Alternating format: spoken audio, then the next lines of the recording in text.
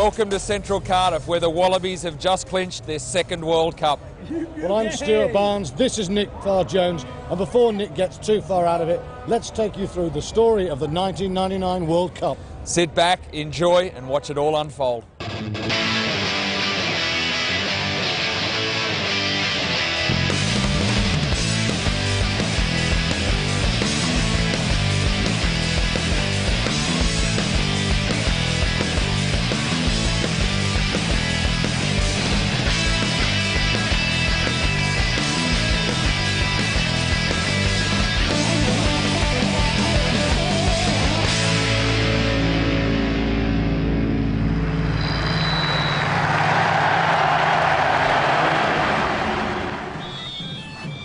The fourth Rugby World Cup kicked off amid the pomp and ceremony of Cardiff's purpose-built Millennium Stadium. 74,000 fans inside, thousands more outside, without a ticket, drinking Cardiff dry. Come on, the boys! It was party time. Put on your Wales shirt, slap on the war paint, and sing your heart out.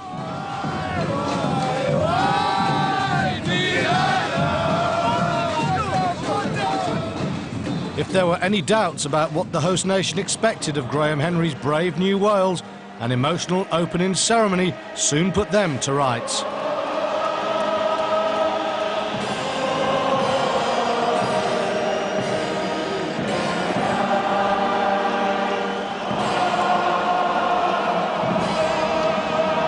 The build-up was breathtaking, not so Wales, with the faithful expected to walk over Argentina.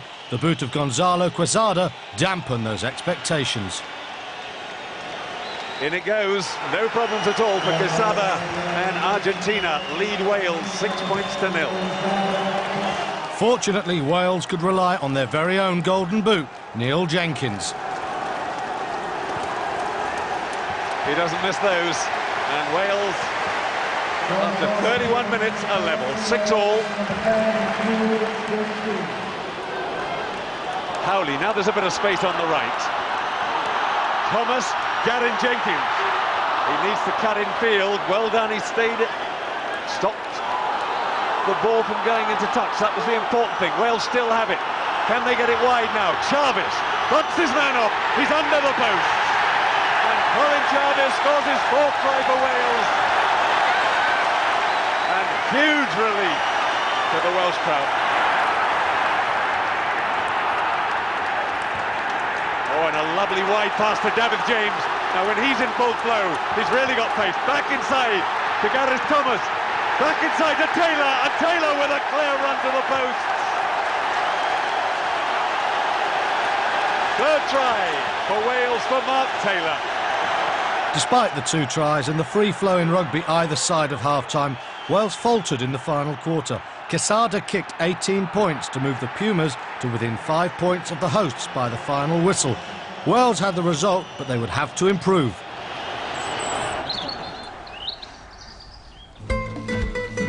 In Group A, reigning champions South Africa relaxed with a round of golf before their most demanding fixture against Scotland at Murrayfield. A difficult lead-up to the tournament had seen Just van der Westhuizen replace the inspirational Gary Teichmann as captain, and the team became embroiled in a damaging row over the inclusion of a quota of non-white players in the squad. A disastrous run of games had seen the Springboks convincingly beaten by New Zealand, Australia and Wales in Cardiff. Injury also deprived coach Nick Mallett of first-choice fly-half Henry Honourable. He would be replaced by Yanni de Beer. Nevertheless, with a powerful pack marshalled by van der Westhuizen, the Boks could never be discounted. Would the Springbok continue that 100% winning World Cup record begun in 1995, or would they be carved up by the Five Nations champions? And Armstrong, great little break from the scrum half.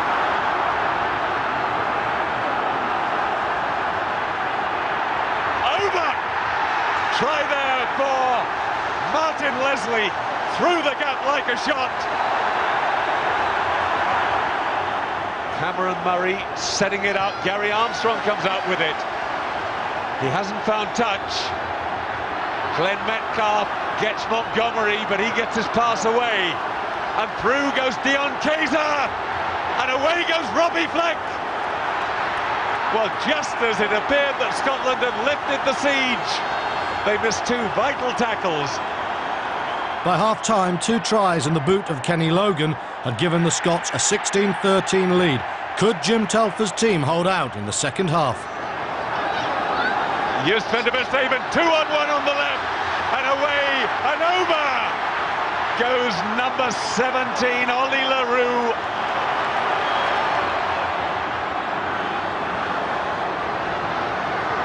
Oh, and a lovely little break again by Fleck to Andre Fenter, and there's no Scottish defence left. 46-29 to the world champions, and talk of a South African demise appeared premature. In Galashiels, a more esoteric encounter was taking place. Uruguay, twice winner of football's World Cup, were taking part in their first oval ball competition.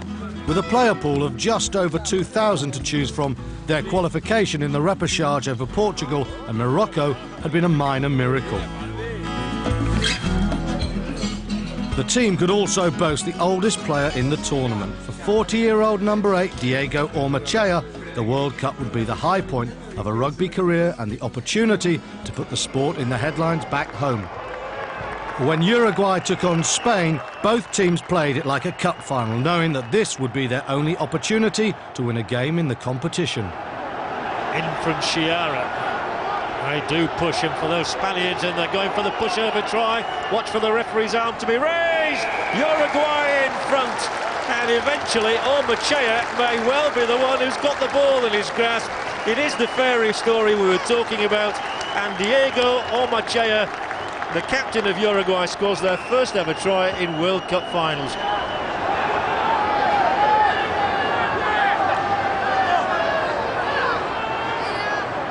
Just managing to hold on to the ball with Sanchez. It'll be fired out to the left, surely. The score here, maybe. And the man who's made the break is Cardoso, and Cardoso races over for what may well be a clinching score for Uruguay.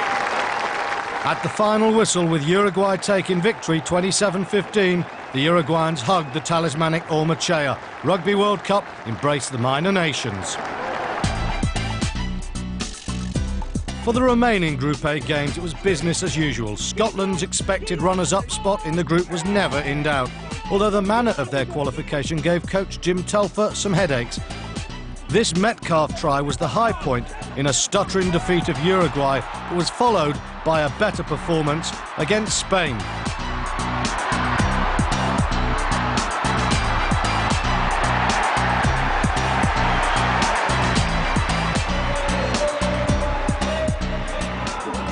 After their defeat of Scotland, South Africa had the luxury of playing a second-choice 15 against Uruguay.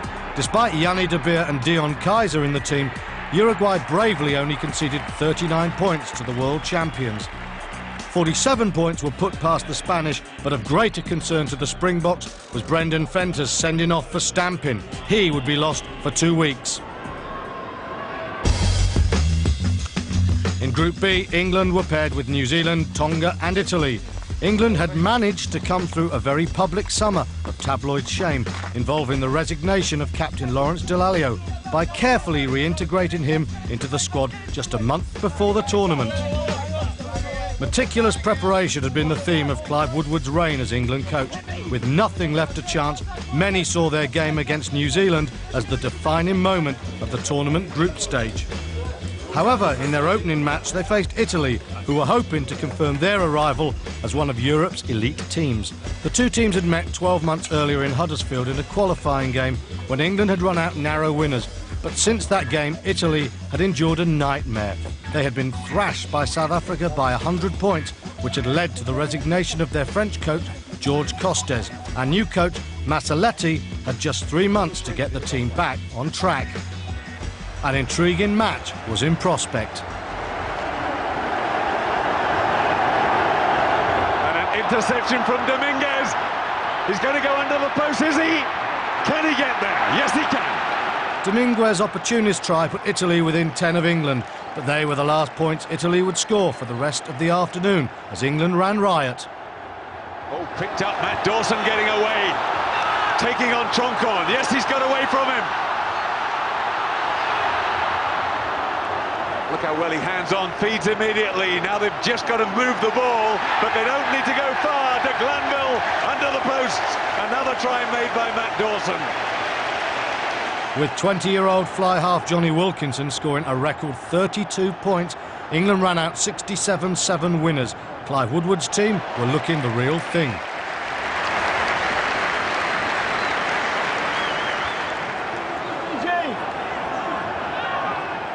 Now will they move it wide? Bit of space out here. Healy, though, slips his man. Lovely pass to Perry in the corner.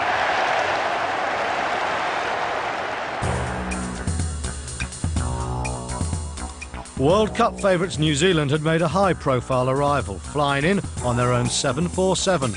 They were hoping to keep up their record as the most successful team in the competition. After losing an unprecedented 5 tests on the trot in 1998, coach John Hart's team were back on song. A three-quarters line of Jeff Wilson, Christian Cullen and Tana Umunga had helped New Zealand regain the Tri-Nations title. And the Lomu factor was back. After an eventful 3 years which had encompassed recovery from injury and liver disease, the most recognisable rugby player on the planet was back on form and more popular than ever.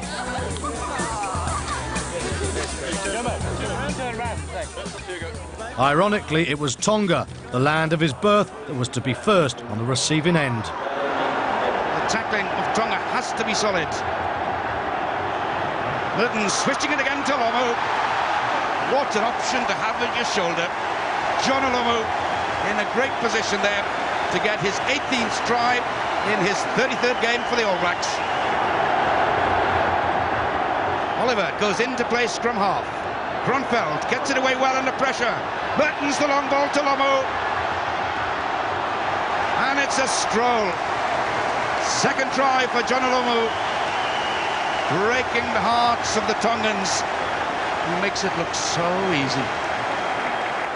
A devastating display by Lomu saw him score 2 tries as New Zealand ran out 45-9 winners. The performance gave England an idea of what to expect at Twickenham. Austin Healey, the man set to face him on the wing, was expecting the worst.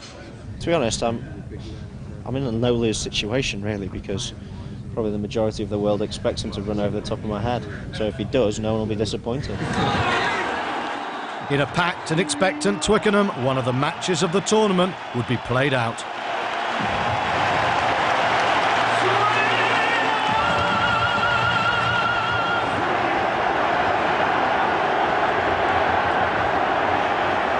Off the top from Dane Randall. Mertens to Lomu. Again, steamrollers straight through De Glanville, but the second men got him.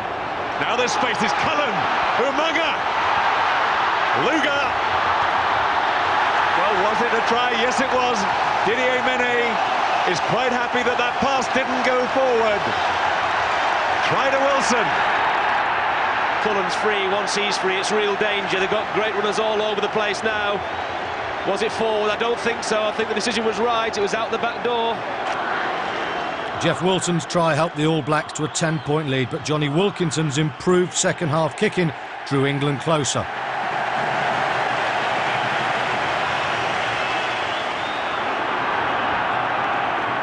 Wilkinson runs into the brick wall of Wilson and Jeremiah. Guscott, little chip and go, puts it through for Perry. It's a try. It has to be. He can actually touch it down against the foot of the post. It was a messy one, but England don't care. De Glanville's opportunist score at the base of the post and Wilkinson's boot dragged England back into the game. With 20 minutes remaining, the game was balanced on a knife edge, 16-all. Garforth goes to set it up. Back in with him. Wilkinson. Through the hands. A little knock on there. If the All Blacks don't come up with the ball, they'll have the scrum.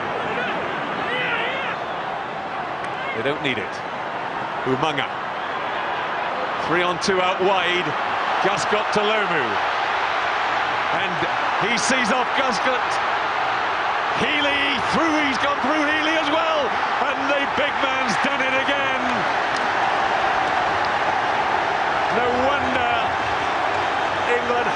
sight of Jonah Lomu. What a fantastic player. Guscott's got him here. No way, skips out of it. Of course, now he's in his stride, it now makes it so difficult. Really has a go. He's squatted off.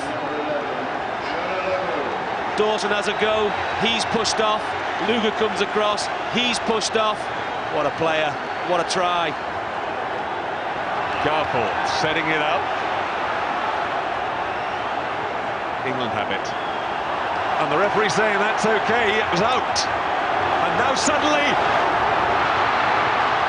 over goes. Is it Gibson? No, it's Kelleher. Byron Kelleher. New Zealand were the victors, 30 points to 16, and Lomu had done the damage just as he had in the World Cup semi-final 4 years earlier. The All Blacks would qualify directly for the quarter-finals, leaving England to fight for Group B's other guaranteed qualifying spot. After losing their opening games, Italy and Tonga were hoping to put their World Cup back on track when they met in Leicester. Chance now for Taione. Will he take it on himself? This is the big man. Watch him go. But a good tackle by Vakari. Vakari's done his job now. Tueri taking it in. Martins. And a big break by Taufahema. And Taufahema is clean through. As Tonga ran in the tries, Dominguez kicked the goals. In injury time, he was faced with this kick to level the score. Dominguez for Italy to level the scores. He's given it a magnificent kick. That really was world-class from Dominguez, the outside half for Italy. With the clock running out, the first draw of the World Cup seemed to be approaching. Tonga wait. Back now with Tuipulotu, the fullback. Has he done it for Tonga? It could be desperate. It is a magnificent drop kick by Sateki Tuipulotu, and the most incredible ending to a rugby match I have ever seen. And the Tongans have gone balmy in Leicester. Tuipulotu's last kick of the game had snatched a famous victory for the Islanders, their second in World Cup history. It also set them up with a chance of qualifying for the playoffs if they could beat England at Twickenham. Look at TV!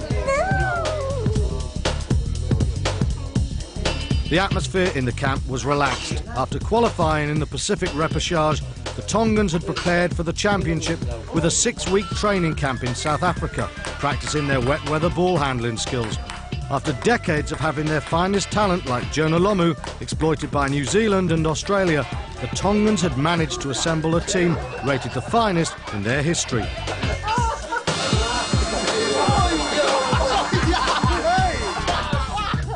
The England match would see them demonstrate their lighter and darker side.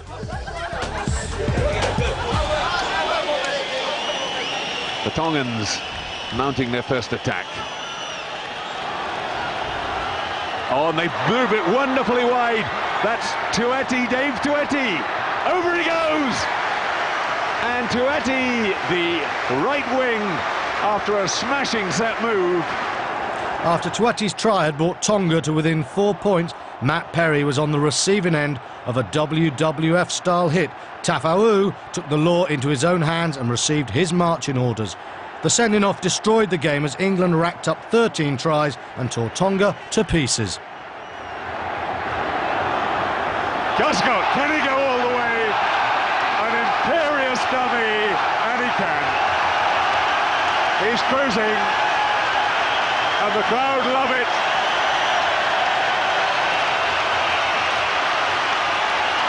Who said he's too old to go 80 metres? Well, what do they say, John? You can't keep a good man down. Johnny Wilkinson's England points record lasted just 13 days as his replacement, Paul Grayson, racked up 36 points. England recorded their biggest ever win, but the day belonged to Jeremy Guscott. After a glorious career spanning 65 caps, this would be his last test for England. Group C was a Gallic affair. Canada, Namibia and Fiji would play their games against France in Toulouse, Bordeaux and Béziers.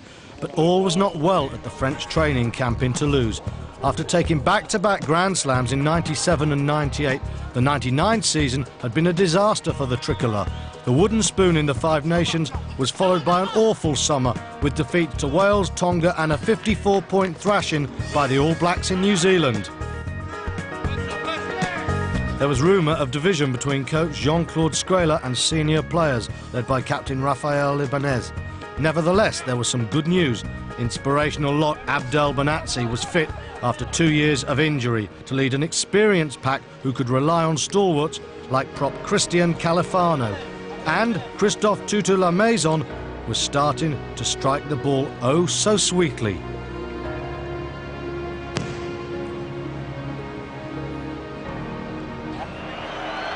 For their opening games, fans gathered in Toulouse in the hope of seeing some free-flowing French rugby.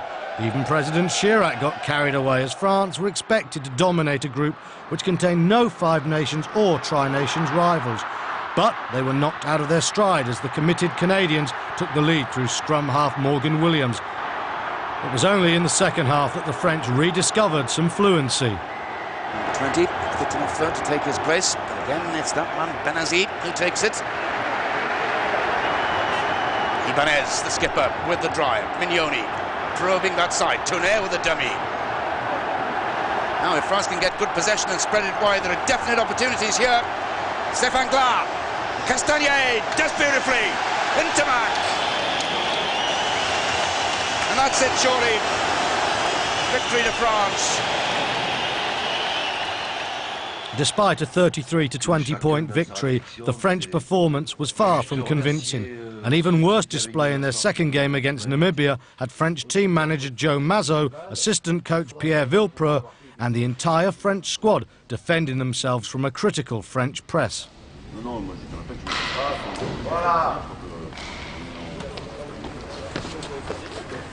But if the team thought things couldn't get any worse, they were wrong. A thigh injury during training following the Canada game robbed them of fly-half Thomas Castagnier. The team would have to progress in the tournament without their most creative player.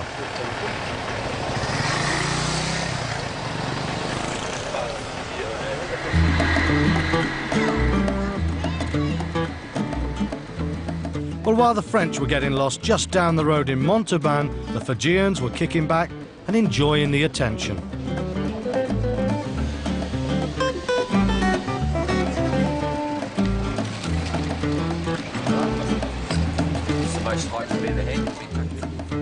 The masters of open running rugby had won just one World Cup game in 7 appearances prior to 1999. But thanks to Brad Johnston, yet another former All Black coach in the competition, the Fijians had found some form. After running in a hatful of tries in their 2 games against Canada and Namibia, they travelled to Toulouse to face the brittle French in a decisive encounter. The winners would go straight into the quarter-finals. The losers would face England in a playoff at Twickenham.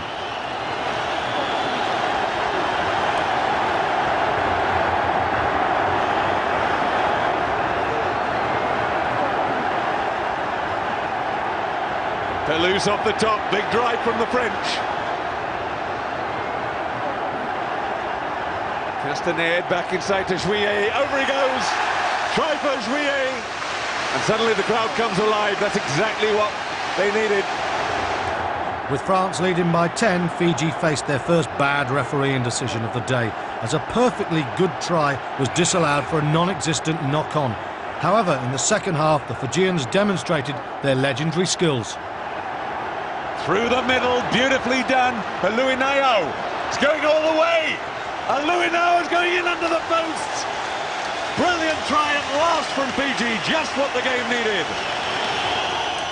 Having taken a 6-point lead, Fiji faced their second contentious decision of the day. A penalty try awarded to France after a scrum reset 7 times by referee Paddy O'Brien. The decision proved to be the turning point of the game.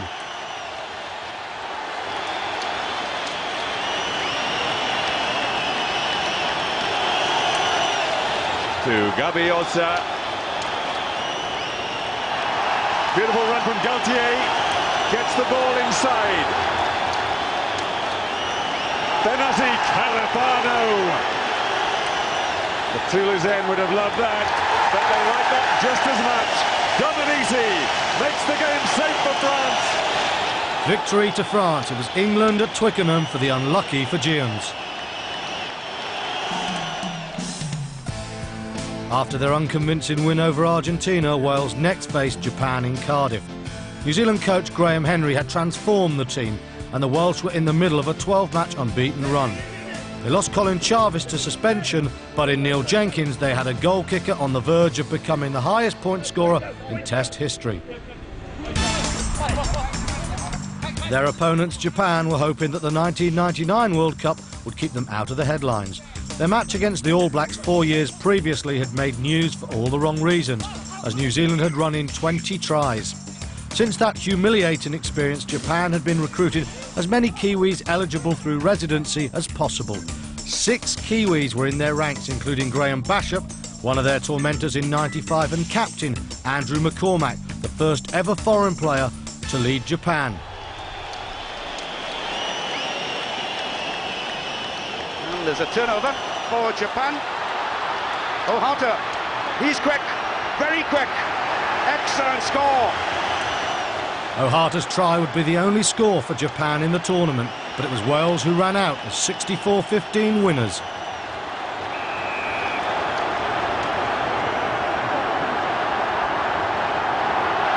Gareth Thomas scored 3 tries on his debut against Japan in the '95 World Cup. Gets support again from Howard. This is lovely play by Wales. Scott Gibbs all the way to the line.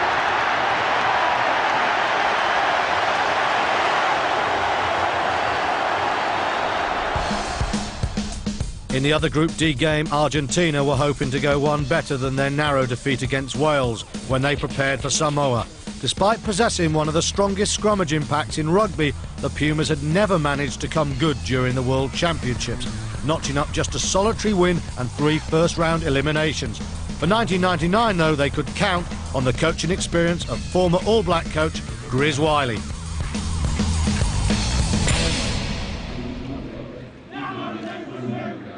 A cold, rainy Llanelli was the venue for their decisive game against the Samoans. If Wales topped the group as expected, this game would decide who would qualify with them.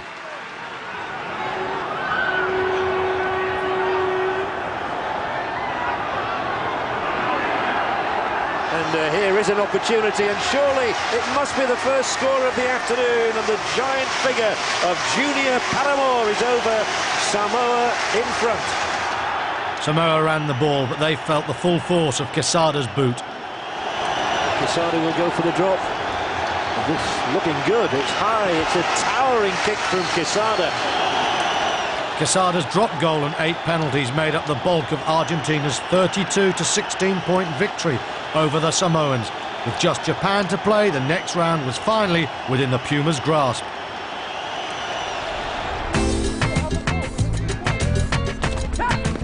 With Wales to play in Cardiff as their final game, the Samoans were in need of some inspiration. Where better to go than Manchester United's Theatre of Dreams? And it wasn't a bad place to brush up on your commentating skills. If you get knocked out,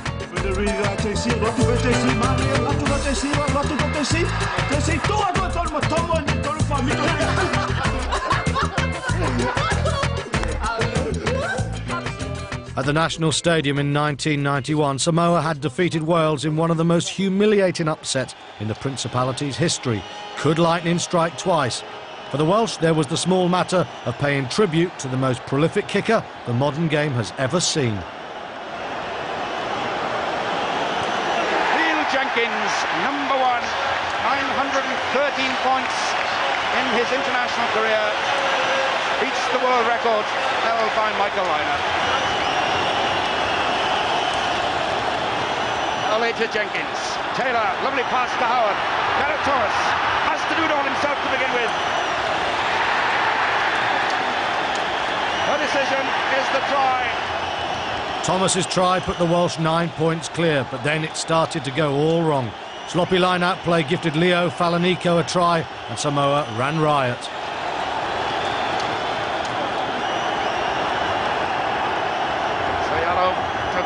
Bishop, all the angles of running, bringing in Lianga from fullback. It's Bishop.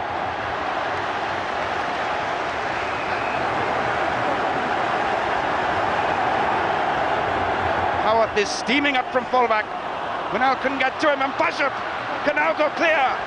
Stephen Bishop is going to get his second score, and Samoa have taken a dramatic lead as we come up to half-time. A Welsh penalty try and 16 points from the boot of Jenkins brought the scores to 31 all with 20 minutes remaining.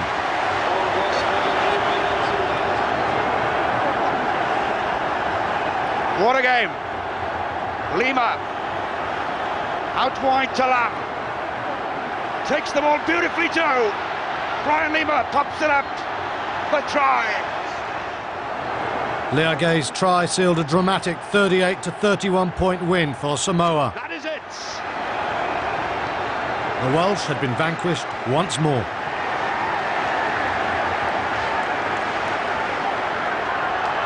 The result meant that Argentina could qualify as group winners, runners-up or best third-place team, depending on how many points they could put past Japan.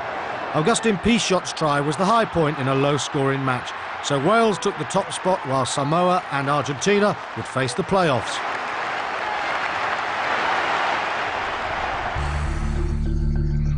On the outskirts of Dublin, Australia were preparing to win their second William Webb Ellis Trophy on British soil. After playing a record 13 tests during the 1999 season, the Wallabies had been able to recover key men in the lead-up to the finals. Fullback Matt Burke and, most importantly, captain John Eales were all pronounced fit for the tournament. A backline of Tim Horan, Stephen Larkham, Daniel Herbert and scrum half George Gregan and a formidable forward line would give coach Rod McQueen one of the strongest squads in the competition. Despite losing the Tri-Nations to New Zealand, the Wallabies had won the Bledisloe Cup Series against their great rivals with a convincing win in Sydney.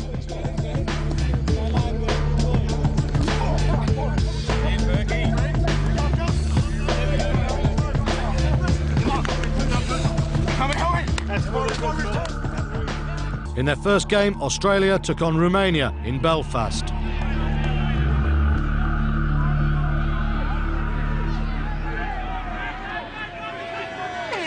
They look more willing to switch the play now. A devastating break this time by Burke. He may do it all by himself. He's still twisting, turning, getting the ball in field. They really are queuing up for this one. And Burke really deserves to score it because he had such a huge part in the move. And the man many regard as the best fullback in the world is on the try sheet. Australia's win sent out a warning to their main group rivals Ireland as they faced the USA at Lansdowne Road. The match would see the creation of an unlikely Irish try-scoring legend. Here we go on the roll. They must be over. Keith Wood, he's beginning to score in every match now. Keith Wood, is he in for a second? Yes! And here's Wood again. Wood's got a hat-trick. Here's Elwood, only one man to his right, and that's that new winger, Keith Wood, fourth! Wood's 4 tries in a 53 to 8 point victory was a world record for a hooker and set up their next game with Australia.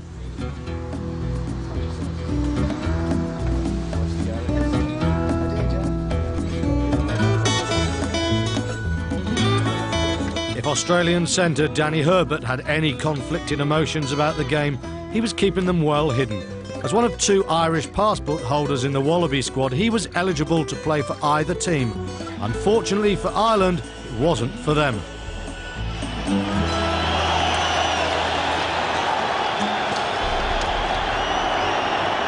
And Australia again have the possession. Then to Hefu. Superb. Mallon for the support. Richard Harry over the 22. Can Australia finish it off this time? Timmy Horan will do.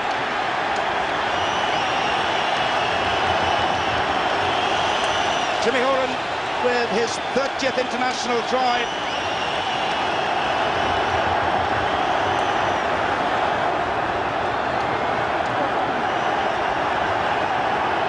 Reagan brings in Roth. Great chance here. Horan gets the pass out wide.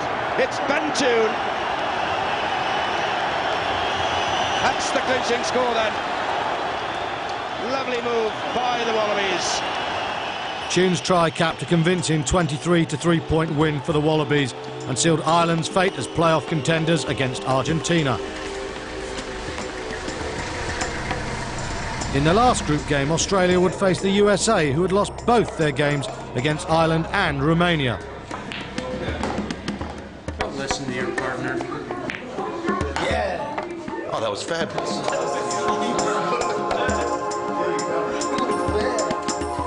Despite having players such as 6'9" lock Luke Gross and current Bath number 8 Dan Lyle in their ranks, the Americans were happy just to spread the rugby gospel back home and gain some vital publicity. And the Australians are having to defend doggedly here against this American side, full of bravery, full of running. Again, Luke Gross was carrying the ball into them. It's new, it's Hightower.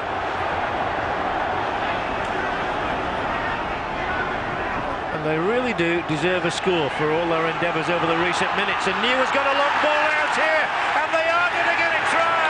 What a roar for Juan Grobler. He scores for the United States of America, no more than they deserve. Excellent. Whittaker, Williams, Larkham. Oh, they're opening them up now with regularity and with speed here, and it's a try on the left for Burke. Australia's 55 to 19 point victory meant they would meet Wales in the quarter-final.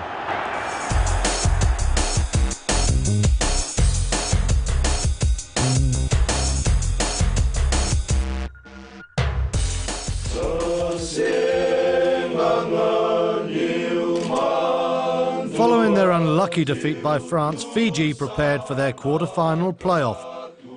With a majority of the squad devout Christians, fly-half Wasale Sarevi and the rest of the team searched for a little divine inspiration for their game against England at Twickenham.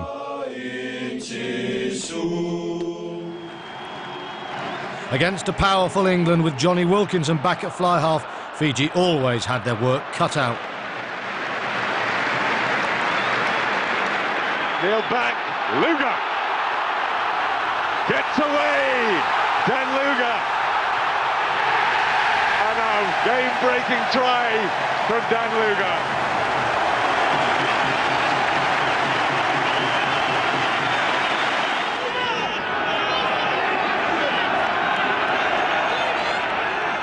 Wide, kicks for the corner, they actually had an overlap, but back is there. Back is over! Terrific kick from Johnny Wilkinson.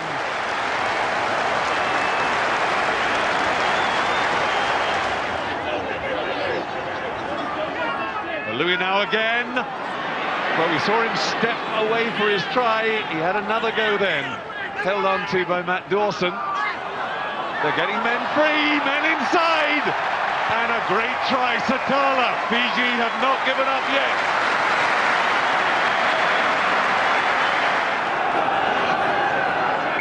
Penalty England, they try to get in over the top and stop England winning it.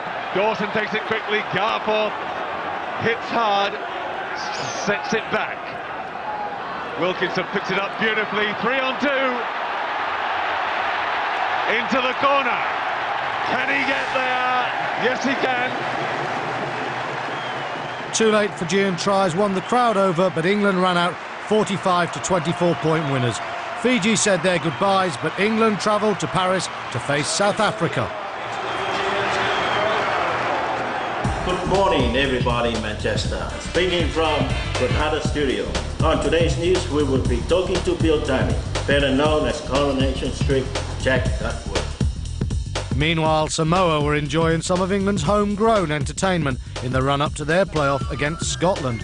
A visit to Granada Studios gave coach Brian Williams the perfect opportunity to pop into the Rovers' return and brush up on his presenting skills.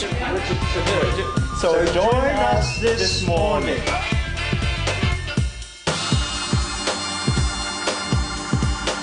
I'm here now at 10 Downing Street, and I've come to see old Tony Blair.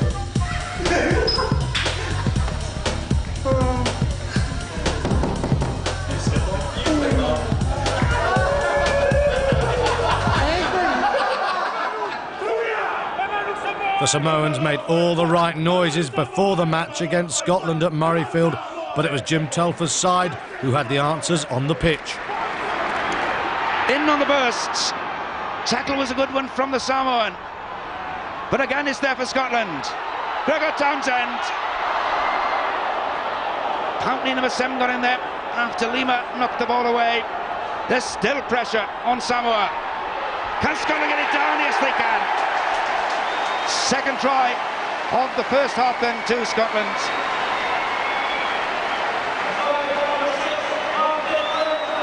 Just 10 metres or so out. Drop goal by Gregor Townsend. 2 penalty tries and a drop goal helped the Scots to a 20-point lead before the Samoans brought their running game into play. Now, if Samoa can get this ball out, not quickly enough though, but Tuingamala sets it up for Vaenga. Fonaloa, Setiti. Excellent score by Samoa.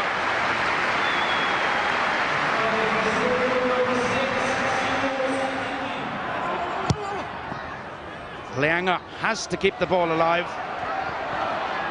but it's Townsend. Slips the ball away well.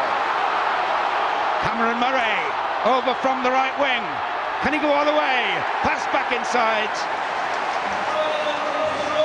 Scotland won 35-20. The Samoans could return home with their pride intact, but their hosts had the dubious honour of facing the All Blacks. The third and final playoff match took place in Lens as 22,000 French gathered to see if Keith Wood and Ireland could fend off Argentina. In a titanic kick-in duel, David Humphrey set an Irish record with 7 penalties to go with this dropped goal as Ireland opened up a 9-point lead.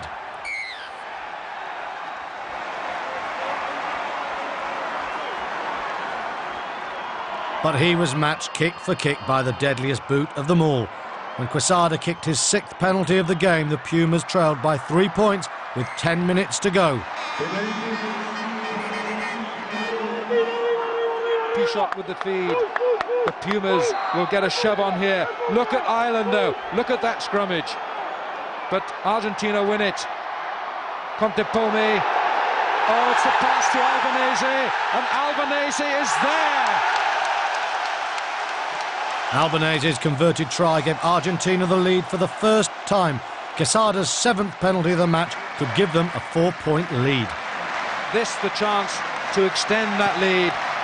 Quesada kicks, and Quesada has kicked the 3 points.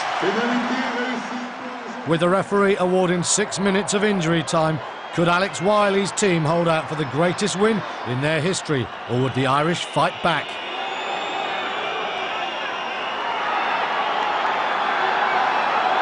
Wood, Keith Wood, he's a yard short.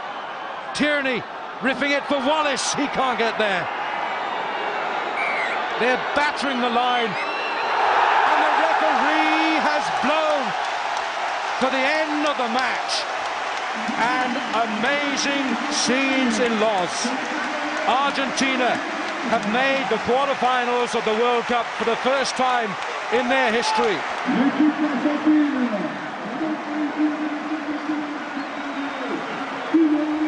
No smile in Irish eyes, but for Argentina, elation and a quarter-final against France in Dublin.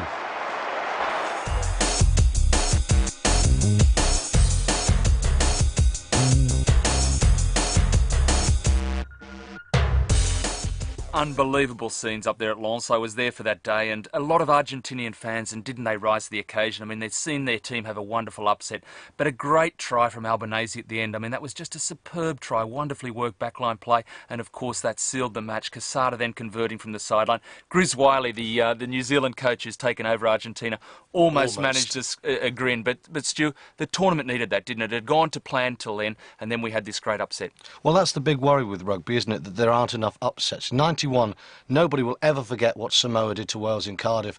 Argentina doing it to Ireland, that was the equivalent, and it was a wonderful thing. And neutrals were going absolutely potty. You could see Englishmen pretending they were running around in Buenos Aires. It was absolutely fabulous. But I tell you what, in Dublin, it must have been sober that night, because that was a poor Irish performance to cap what had been a very poor World Cup. Yeah, there's no doubt about that. I tell you what, those playoffs, they weren't bad for some of the so-called smaller nations, because Fiji went down to England, but they played some wonderful rugby. And Alfred Ulinei, the fullback, what a star he was with those running lines. Yeah, I mean, they got a fantastic reception when they did their victory lap at Twickenham. Of course, we all knew England would win at home, but the Fijians took their toll, didn't they, Stuart? And did that have an impact on England preparing then for the big match against South Africa on the weekend? Well, I tell you what, England are in great physical shape. They went through that World Cup superbly strong and fit. But when you get the hits that we saw coming in from Fiji, it must have some impact. And even if it's only 1%, that 1% when you're playing someone like South Africa, you know, that can be quite important. So I think they've got to look at the drawing boards and say, do we play midweek playoffs? Although New Zealand will probably say, well, tough, win in the first place. Yeah, absolutely. But they only had the 4 days then to focus on South Africa. And in the third playoff game, well, Scotland had done their homework. They'd obviously looked at some of the tapes of Samoa, where they're dangerous, how not to play them, as Wales showed us. Well, and they were very tight, weren't they, Scotland? That's a victory for tactics. Jim Telford, as you say, he just tightened the game up. They picked and drove in that old Scottish way, almost resembling old-fashioned New Zealand, and they just stopped Samoa breathing. They suffocated them out of the games. Guys like Brian Lima, I don't think Lima got a touch till the last minute, and they really just squeezed that Samoan scrum, and it was a very clever, astute Scottish win.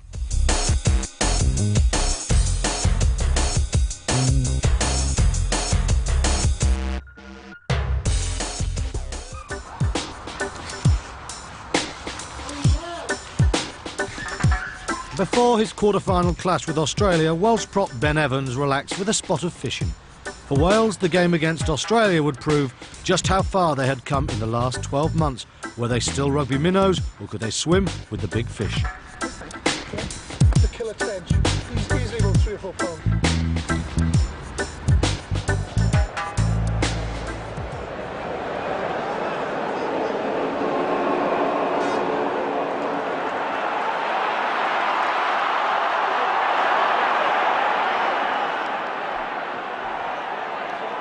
The Australians have turned it over again.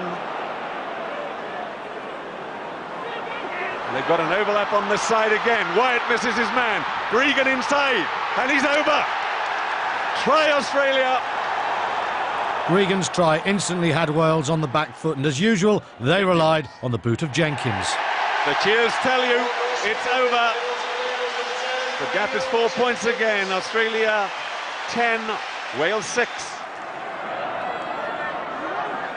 Giffen, Sinkinson lines up his man, but out goes the ball to Herbert.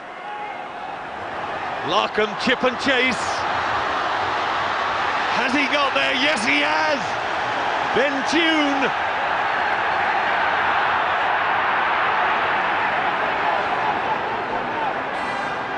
Horan, can he get away? Yes, he can. Sinkinson can't get him. Bateman tries. The ball goes forward. Well, the referee saying it wasn't a knock-on. David James had surely touched that down. Well, if there was any question of it, Scott Quinnell going mad at the referee claiming there was no touchdown and giving the try. Gregan's try following a blatant knock-on only added insult to Welsh injury. Australia's 24 to 9 point win booked their semi-final place, but for Wales, the dream was over.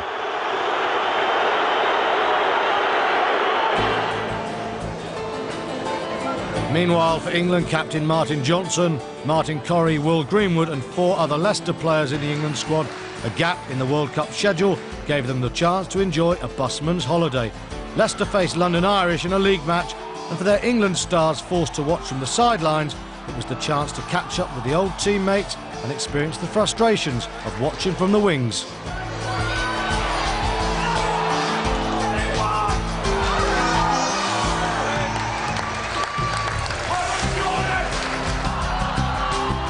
Leicester snatched the win in the dying seconds. Could this be a favourable quarter-final omen for Johnson and the England team?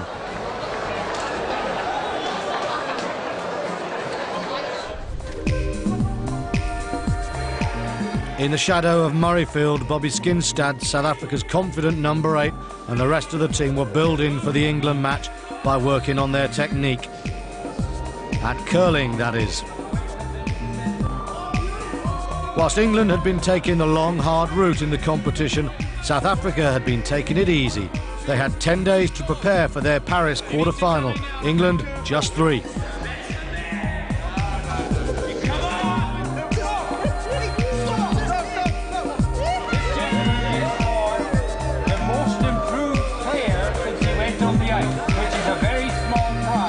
But you did very well. Thank you.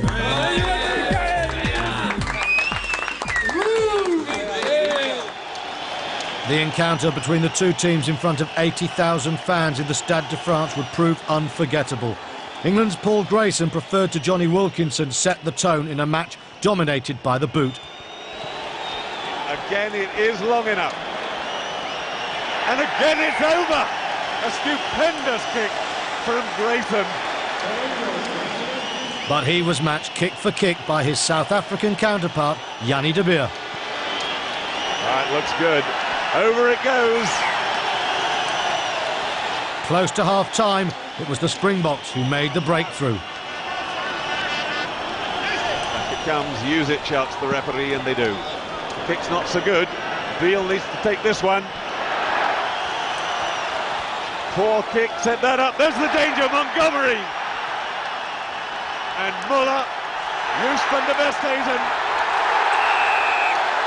Is he given the try? Yes, he has. Van der Westhuizen had broken the deadlock. If it appeared that the Springbok captain had touched the corner flag a fraction before grounding the ball, it was scant consolation for England.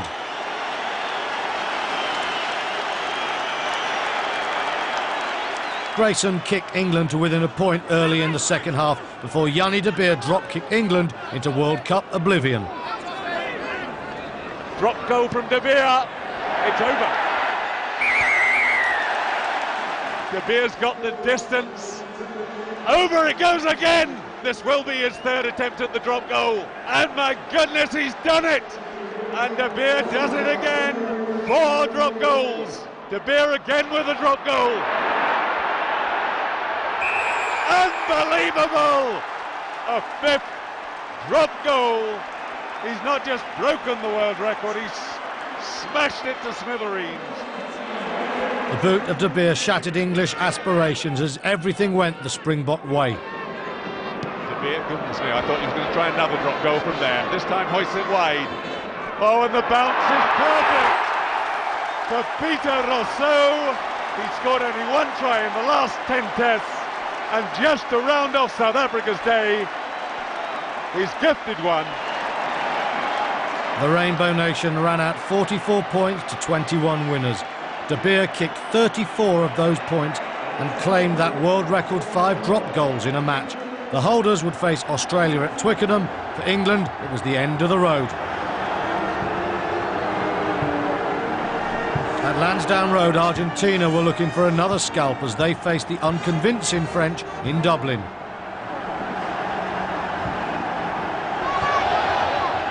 Soulette. La Maison. Durt. The good tackle from Arbizu. Jouillet with men over here. Gabajosa is going to score a tremendous try for France. And Lansdowne Road comes to its feet.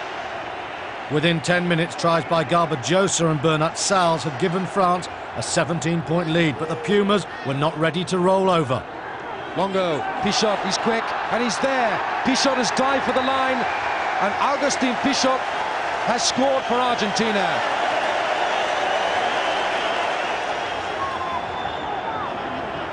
Pichot waits. Quesada.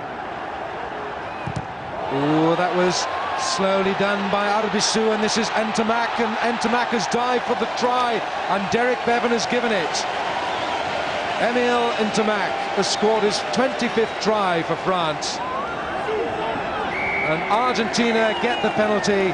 They did have a try-scoring chance. Albanese, Ledesma, quickly taken on. The momentum with the South Americans. Quesada, Arbizu, there's no one outside him. Yes, there is, it's Camargon, but Arbizu has gone himself. Arbisu, the captain. Quesada was replaced by Contepomi, and the substitute kicked Argentina to within 4 points, but the French finally found that extra gear.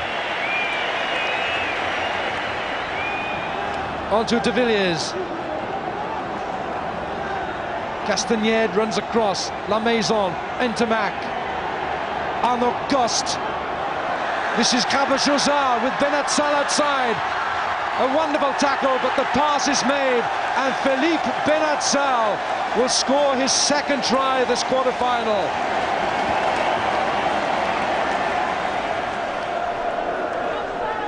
France pressing for another try. Richard Dut, the little chip, on goes Cabajosa. It will be another try, and Cabajosa scores his fifth try for France, and that is it for Argentina.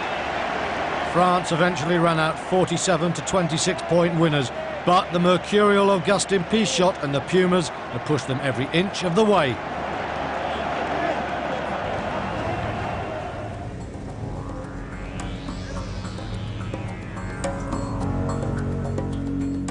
At Murrayfield, the men in black were on a group scouting mission.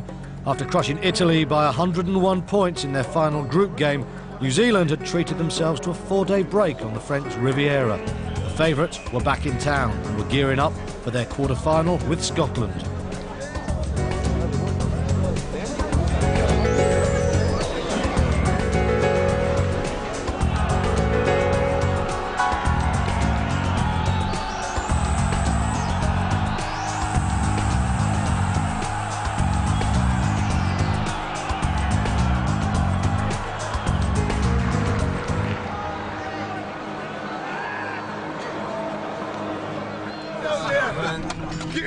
Scotland themselves were not taking New Zealand too seriously.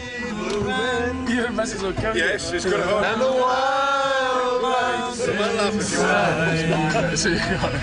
rolls around the blue heather, will ye go?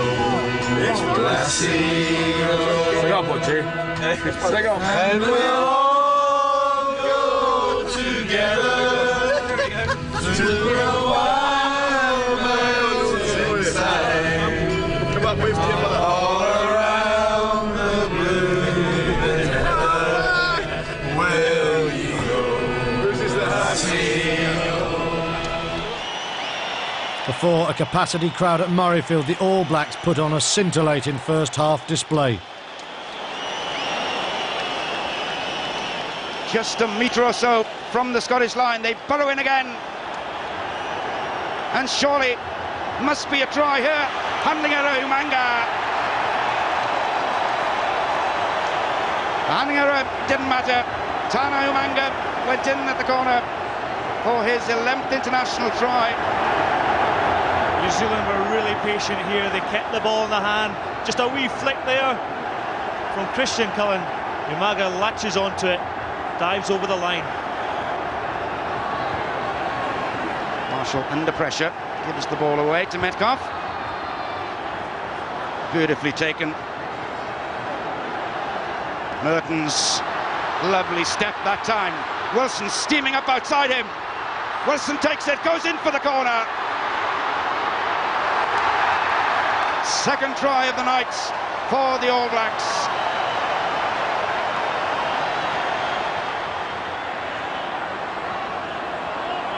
Mertens, it's Hoff now, straightening it up. Deep into Scotland's 22. Robin Brooke, the 1-2. There are men over on the far side. Cullen feeds it to Umanga. Tana Umanga's second try of this game. Mark Hammett's strike, his first is a good one. Brown to Eremia, standing up tall, looking for the support. Who's there? But Grunfeld out to Lomo, going the long way around, but it's easy. John Lomo with his 6th try of this World Cup.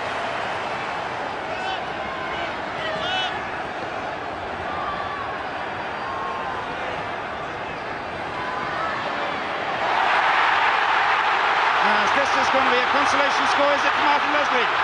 Hasn't got the pace himself, but the support is there. Cammy Murray. Now then, if anybody deserves something from this game, it's little Cammy Murray. So Jim Telfer departed with head held high, but it was New Zealand who headed for Twickenham in a semi-final with France.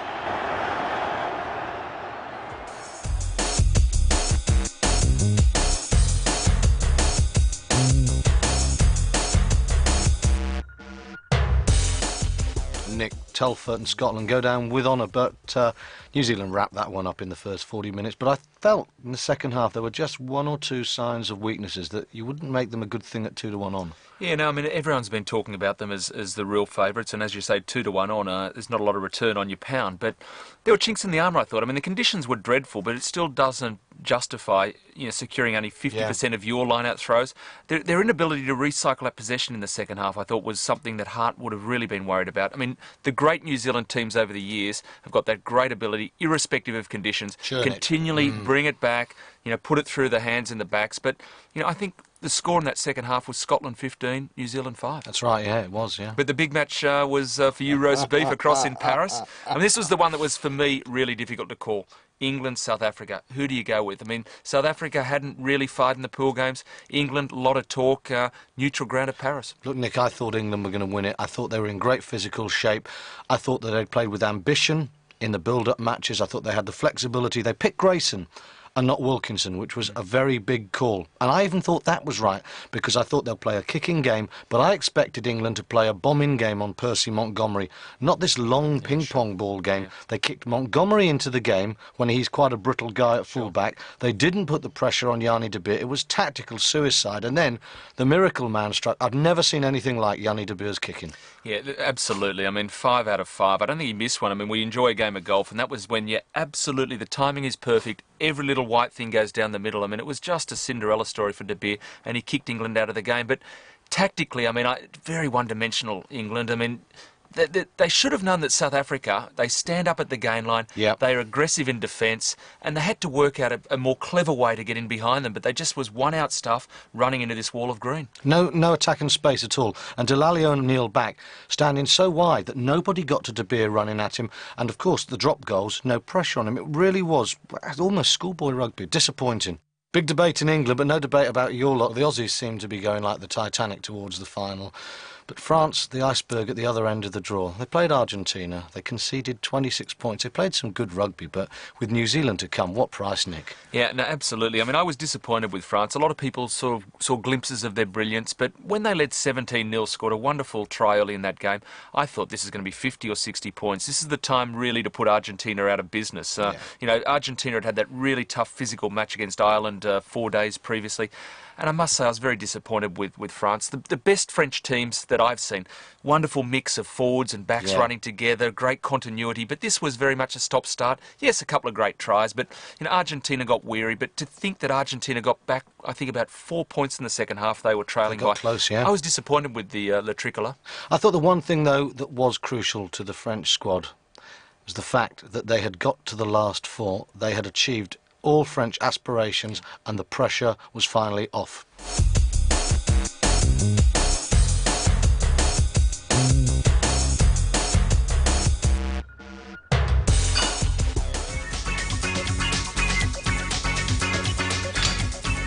Australia muscled up for their semi-final at Twickenham with some gym work.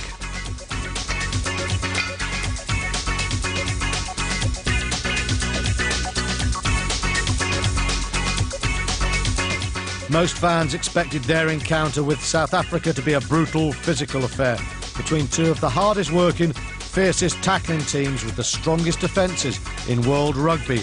And the Wallabies were getting ready for action.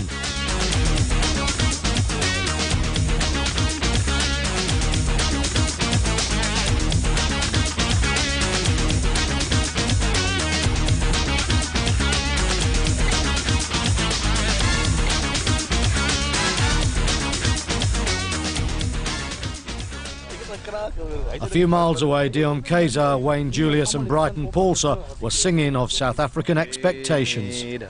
We will bring it back home, bring it home. We will bring it home. Bring it home. We will bring it back home, bring it home. We will bring it home. Well, I'm win. Before a capacity crowd at Twickenham, the Springbok and Wallabies played out a dramatic encounter.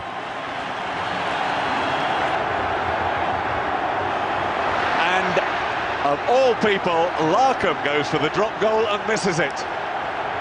Larkham's speculative effort set the tone for a game dominated by the boot. Joospan Verstegen back to De Beer. First chance for a drop goal. And he's missed again. After early drop kicks failed to pay off, it was left to Australia's Matt Burke to open the scoring.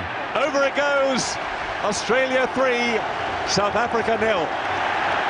Springbok coach Nick Mallett looked on and De Beer began to find his range. De Beer, drop goal.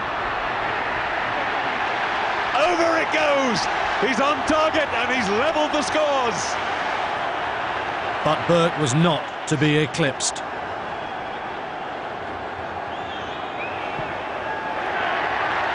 Through it goes, up go the flags. Australia back in the lead.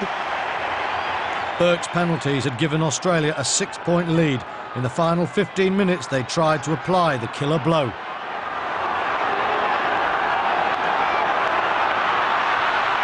Matt Burke can't find a way through. Good defence from South Africa. They have it again. Gregan! Penalty to South Africa. Clinging on Gregan, it's no try. Heroic Springbok defence, but as the last seconds of injury time ticked away, they still trailed by 3. And it's a penalty, hands in over the top. Well, here we are. Death for extra time. Yanni De Beer, in the 6th minute of injury time, has a chance to level it up again. Yanni De Beer, a last look at the posts, collects himself. Hits it. He's got it! A sensational kick. And Yanni De Beer's nerve held. And we go into extra time. Yanni De Beer's miraculous penalty forced the match into that extra 20 minutes. The momentum seemed to be with South Africa. But South Africa take the lead as the rain comes sluicing down. South Africa in the lead for the first time in the game, but this time it was Australia who refused to lie down. Spot on, through the middle it goes, level again. As fans feverishly worked out whether it would be the points, red cards or the dreaded toss of a coin that would separate the teams, the game threw up one last twist. Larkham. Herbert smashes through the middle. Gregan. Drop goal from Larkham. Up it goes. Could you believe it? Larkham has De Beer. Stephen Larkham's drop goal finally sealed South Africa's fate. When Burke added another penalty, Australia led 27-21. The Springboks were not down, but they were out.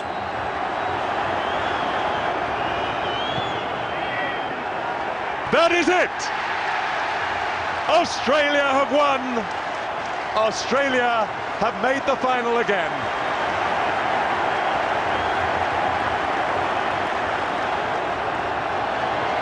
John Eales and the Australians were through to their second World Cup final in 8 years.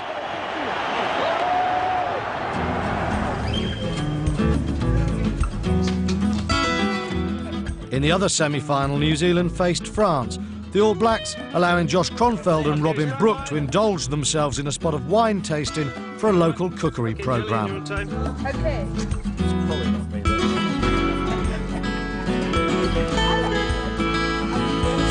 Fruit is very tropical, sort of like pineapple. Their only worry was the wine French, and would it leave a bitter taste in the mouth?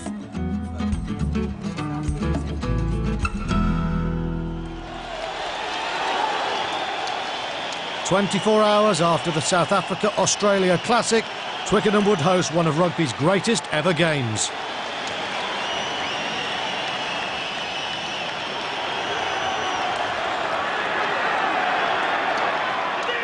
Gives it to Benazzi to make the hard yards. Lovely break from Dominici. He's got real pace. Lovely running from Dominici. Caught just a metre short. And the French will want this one quickly. They've got men over. Over goes La Maison. A glorious score. Great rugby from the French.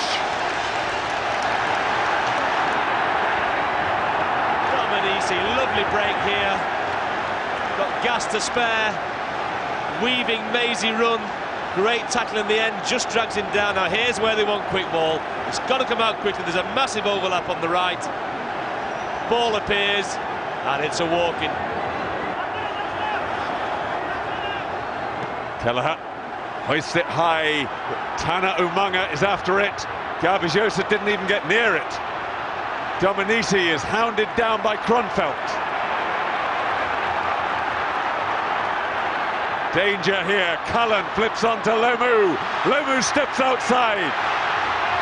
Cuts inside. He's still not down. He's over!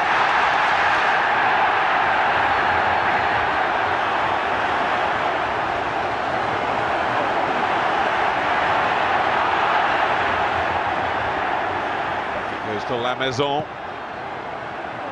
Wilson right underneath it. This is dangerous. He's got Umanga and Lomu. This time though they go for the option back to Wilson. Back inside to Lomu. Pass one, pass two. Here he goes again. Bundling them off, and the big man is over for his second try. 5 minutes into the second half, France trailed by 14 points. Back it goes to La Maison. Over it goes, and that's the full set for La Maison in this match. Try, conversion, penalty, drop goal. La Maison's 2 drop goals and 2 penalties brought France to within 2 points.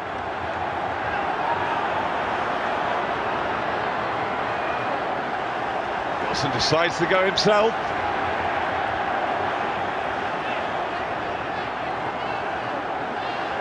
And the French have it. They're like terriers in those rucks at the moment. Dominici, he's going to go in. Dominici scores for France. They take the lead.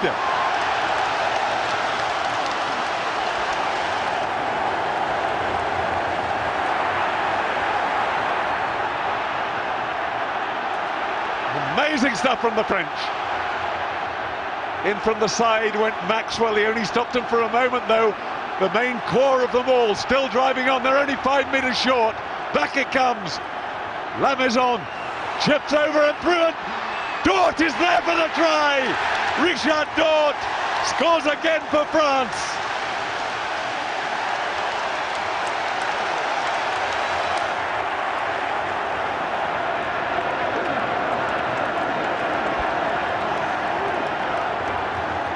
Quickly away, Kelleher, Mertens, Gibson. Mertens getting it round, Umanga's dropped it. Hacked away by Mania. He and Bernard Sal are after it. Mania chases on. Wilson's got a hell of a lot to do. He hasn't done it. Bernard Sal. The try is given. Bernard Sal has surely won this game for France.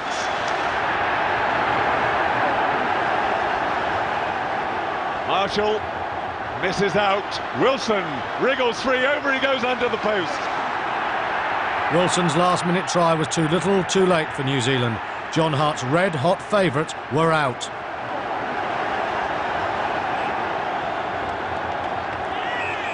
The game is over. France have beaten the All Blacks, the biggest upset in the whole of Rugby World Cup history. At the final whistle, the score stood at 43-31, the most painful defeat in All Black history.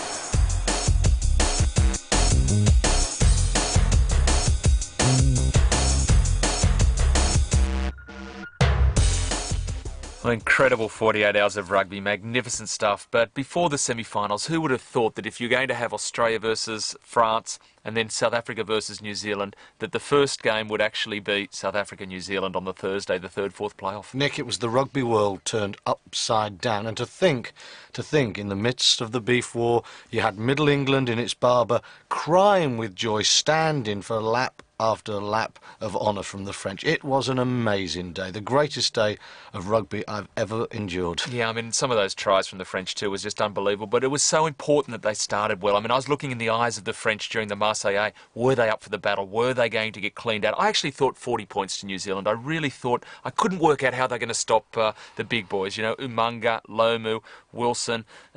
Bernard Saul before the match was quoted as saying, I gave up tackling 5 years ago. He said, I'm going to ask Marc Livremont to do my tackling. And I there in my mind sort of matching them up, tete-a-tete, head for head, personnel for personnel. How are they going to stop them? But they got up quickly, the French backs, and La Maison, wasn't he tactically wonderful in the way he engineered that first try? Well, listen, that England game, when England played New Zealand, they know that Lomu is not great taking kicks, but England put kicks on him. La Maison kicked over him, and then he controlled the tempo of the game. And it's high risk, because if you get it wrong, then it's 7 points, and that happened once with Lomu's second try.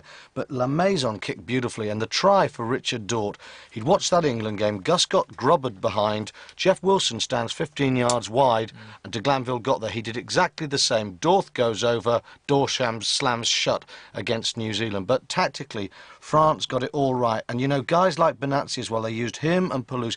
They drove through New Zealand. I don't know, Nick, you and I both felt all the way, even from that day in Sydney, that if New Zealand had a soft underbelly, it was in the tie. And captaincy?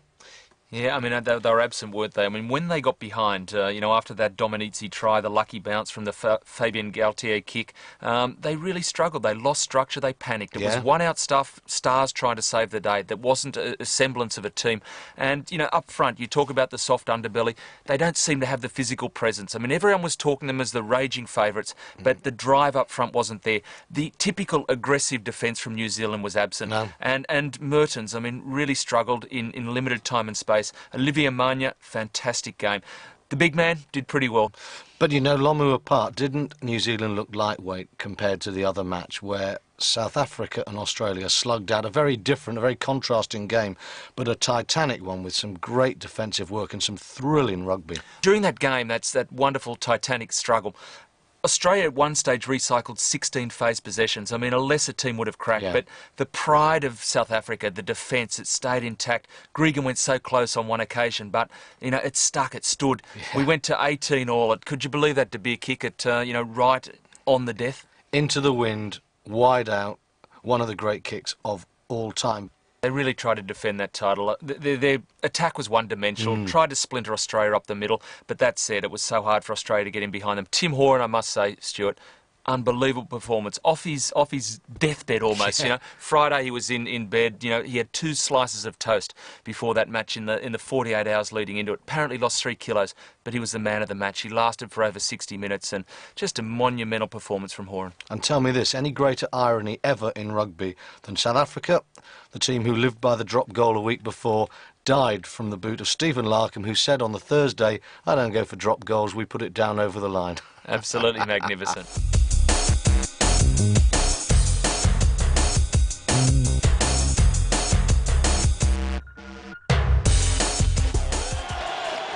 South Africa faced New Zealand in Cardiff for a game either team would happily have avoided. Yanni de Beer was absent from the third-place playoff, but his spirit lingered on. A good one, though. Montgomery. Oh, yes!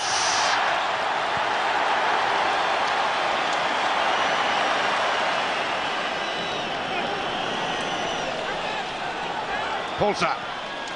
Little kick over the top, not a bad one. Another hack through. He can move, this boy. Great chance. Polsa. Still a chance. Yes! Polsa's solo score gave the South Africans victory and sealed John Hart's fate. The All Black coach resigned the next morning.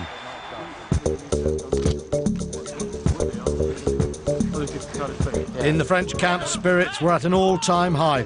The French had limited themselves to 2 light training sessions in the week since their slaying of the Blacks. An unchanged team would face the Australians. Centre Emile Ntamak summed up the mood of the entire team.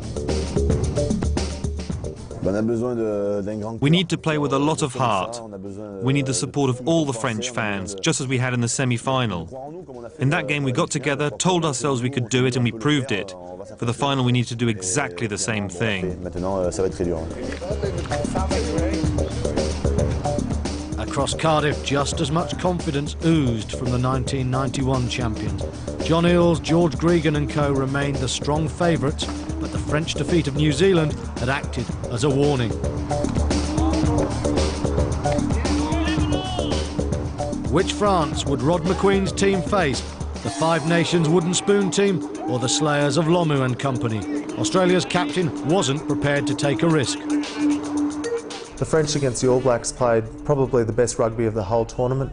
They showed strength right across their whole team, from number 1 to number 15.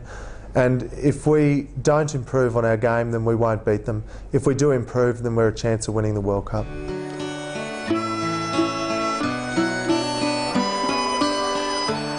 After 4 weeks and 40 matches, the 1999 Rugby World Cup returned to Cardiff for its climax.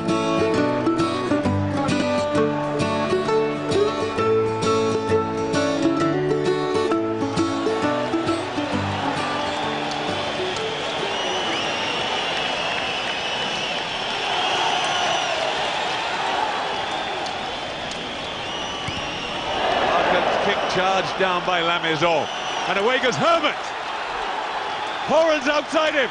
Joe Robb. Bernard Sallow getting across, hauling him down. After both teams tested the other out, it was left to the kickers to put points on the board. Over it goes, a sensational kick. France have drawn first blood.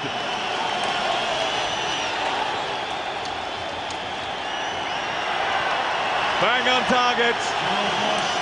Evans. Both defences stood firm, but Tim Horan was starting to make inroads. Horan, getting that lovely little shift of foot. Suddenly he's got the forwards in front. Eales by himself into the 22.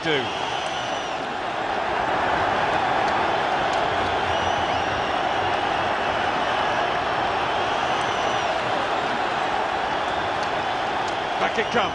Galtier, Ntamak, Duart, Ntamak again. Bernard Sal jinking through.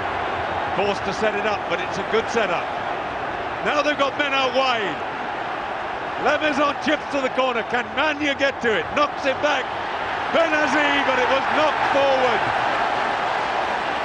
Almost so near, but so far. And for every French attack, Matt Burt would punish any defensive ill-discipline at the other end. Straight through the middle, and Australia are in the lead.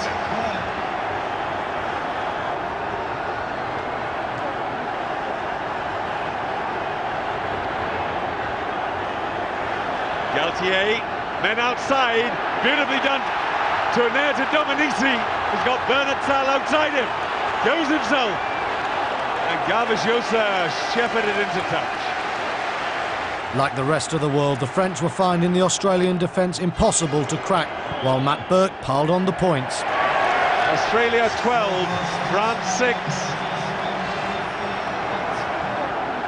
In the second half, Australia sensed their moment and drove for glory.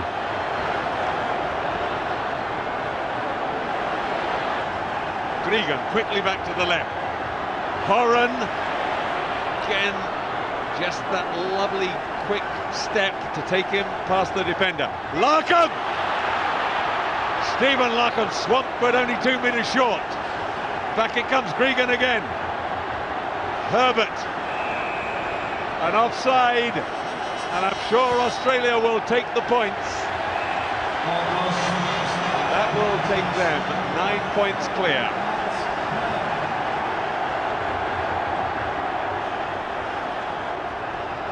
Oh, beautifully through the middle. Rough through the middle. Is he there? No, he's just an inch short. What a wonderful move from the Australians.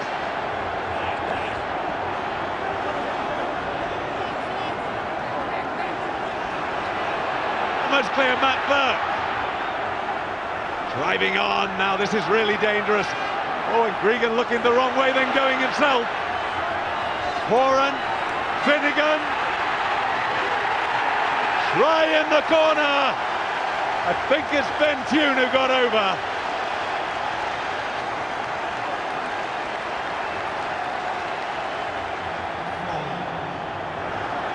John Eales comes up with it on the second attempt. Lovely inside pass. Gregan to Finnegan. Go for the line, man. And he gets there. For a moment I thought he was not going to go for it.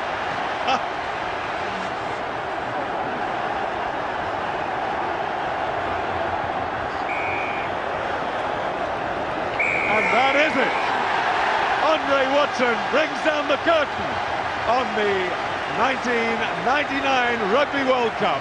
Australia the winners, 35-12. They become the first country to win the trophy twice. So for the second time, Australia had won the William Webb Ellis Trophy on British soil. John Eales, a young star in 1991, would lift the trophy for a second time, on this occasion as the captain.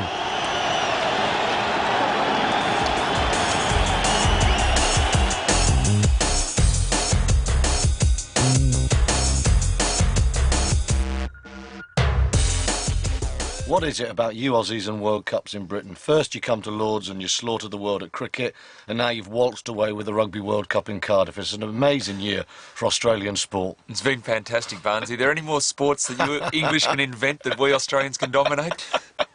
I think we'll leave it at rugby and cricket at the moment, Nick. But it was a great final, wasn't it? I must say. I mean, it wasn't one of the great spectacles. There's no doubt about that. I mean, we got 2 tries in the last 20 minutes, but it was just the methodical way the Australians went about their business.